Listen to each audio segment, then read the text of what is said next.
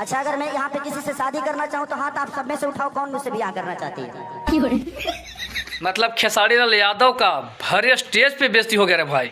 अच्छा। वहाँ पे जब नौ डांसर डांस कर रही थी, वहीं पे खेसारी लाल यादव गुनगुना रहे थे, ठीक ना। तो वहीं पे बोले कि जब एक लड़की गांव में आती है तो पूरे गांव को तहलका मचा देती है। एगो लड़की मिल जाला तो गांव भर लड़का पगला जाला। डांसरों के साथ स्टेज पे डांस कर रहे थे तो वहाँ पे बोले खेसारी लाल जी कि हमें किसी चीज़ का कमी है। हमनी खाली नसीब के हो के बा।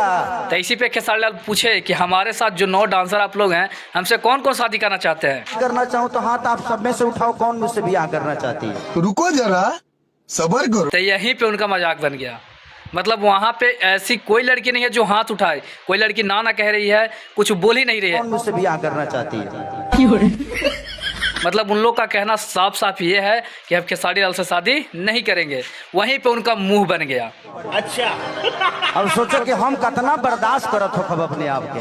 नहीं मतलब बताइए ऐसा कौन करता है जी? मतलब क्या भाई, मतलब हमेशा के लिए मजाक के लिए खेसारी लाल ही आप लोगों को मिलते हैं। लेकिन ये हमें बहुत अच्छा लगा कि जहाँ 9 लड़कियाँ हैं, 9 डांसर हैं, इसको इग्नोर कर दिए, इसको इग्नोर कर दिए कि हम तुम्हारे साथ शादी नहीं करेंगे।